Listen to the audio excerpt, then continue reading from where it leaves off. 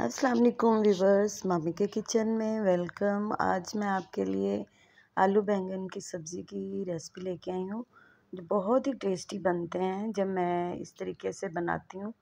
तो आप भी ज़रूर इस तरह ट्राई कीजिएगा और देखिएगा कि कितना ये मज़ेदार सालन बनता है। तो इसके लिए मैंने फ्रेश 1 किलो बैंगन लिए थे। और बैंगन खरीदने का भी एक तरीका है कि जब आप बैंगन खरीदें तो इसकी डंडी को देखें कि वो फ्रेश है, वो काली तो नहीं हुई, तो उससे बैंगन जो है ना वो आपके फ्रेश आपको मिलेंगे। तो ये एक पहचान है जब भी बैंगन लें आप। तो इसको मैंने इस तरह पीसेस में कट कर लिया था। तो देखें अंदर से कितने फ्रेश हैं और वाइट वाइट कलर के हैं। तो कुछ बैंगन मैंने ऊपर छिलके के बगैर ही काटे थे और कुछ बैंगन जो है वो मैंने छिलके को उतार लिया था उसमें, क्योंकि इस तरह जब आप सालन बनाते हैं ना बैंगन का तो वो बिल्कुल ही काला नहीं होता। तो इस तरह कुछ बैंगन जो है वो आप छिलके के बगैर डाल लें और कुछ बैंगन छिलके के साथ ही डालेंगे ना तो ये बहुत ही टेस्टी बनेंगे। तो इस तरह सारे मैंने बैंगन कट कर लिए उसकी डंडियों समेत। और जब हम डंडियों के समेत इसको पकाते हैं ना तो यकीन करें इतना कुछ टेस्ट आता है इन डंडियों का, और कि जैसे लेग पीस हम खा रहे हैं। तो ये बहुत ही टेस्टी बनते हैं। और मैं जब बनाती हूँ इस तरीके से तो सारे घर वाले, इवन के ये जो रेसिपी है ना, ये मेरे कुछ रिलेटिव्स हैं उसको इतनी पसंद है उनको, वो कहते हैं गोश्त को छोड़ के तो हमें ये वाली रेसिपी जो है ना बना के खिलाएं। वो बहुत ही ये डिमांड करते हैं इस चीज़ की। तो इस तरह मैंने प्याज़ों को भी कट कर लिया था। तो एक प्याज लिया था और 2 टमाटर और 2 हरी मिर्चें मैंने ली थी। और अगर आपने तीखा खाना है तो मिर्चें, सब्ज़ मिर्चें ज़्यादा ऐड कर सकते हैं। आलूओं का साइज़ भी मैंने इस तरह कट किया था। और मोस्टली मैं अपनी जो सब्ज़ी है वो कढ़ाई में, खुले बर्तन में बनाती हूँ। लेकिन जब भी मैं बैंगन बनाती हूँ ना तो मैं प्रेशर में बनाती हूँ। एक तो प्रेशर का जो पैंदा है ना वो इस तरह वो नीचे से सिलेंडर टाइप का होता है, तो फिर वो इजीली जब भूनते हैं ना तो इससे बहुत ही अच्छा टेस्ट आता है और ये अच्छे से मैश होते हैं और बहुत ही मज़े का ये सालन बनता है। तो मैंने प्याज को फ्राई कर लिया, फिर टमाटर भी ऐड कर दिए। उसमें जो मसाले मैंने डाले थे ना, उसमें 1 चम्मच सूखी मेथी का, मैंने बहुत ही इससे अच्छा टेस्ट आता है। सूखी मेथी का जो है ना वो 1 चम्मच आप डाल लीजिएगा, बहुत ही टेस्ट अच्छा आएगा।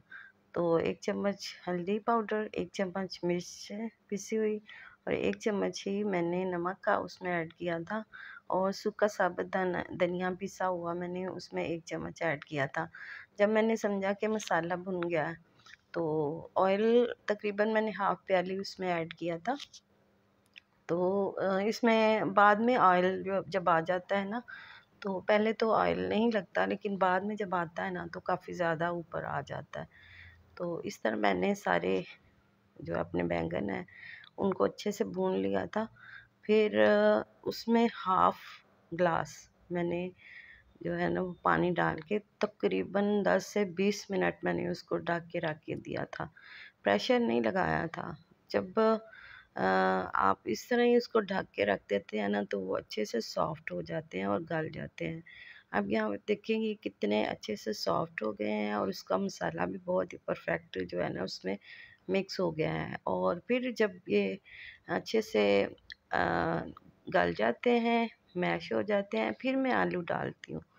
तो फिर उससे अच्छा उसका टेस्ट आता है।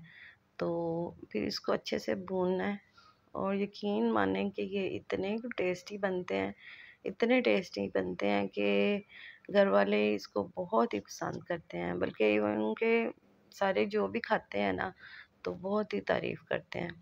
तो एक पता नहीं जायका वो अपने हाथ में ऐसा ही है कि वो उससे टेस्ट आ जाता है। तो धनिया भी मैंने उसके अंदर थोड़ा-सा ऐड किया था। जब आलू तकरीबन मेरे गल गए थे तो फिर मैंने ऐड किया था। अब यहाँ पे ये तैयार है, थोड़ी देर इसको भूना तो अच्छा जब आलू गल गए थे तो फिर मैंने इसको अच्छे से भून के पका लिया था। अब इसको मैंने जो सर्व किया वो बॉइल्ड चावलों के साथ। मोस्टली आपके घरों में बॉइल्ड चावलों के साथ ये रेसिपी बहुत ही टेस्टी लगती है। आपने भी एक्सपीरियंस किया होगा इस चीज़ का कि रोटी से ज़्यादा ये इसके चावलों का ज़्यादा मज़ा आता है। तो इसके साथ किसी और चीज़ की ज़रूरत नहीं होती। जब हम आलू बैंगन और वाइट चावलों के साथ खाते हैं ना, तो इसी से बहुत ही अच्छा टेस्ट आता है।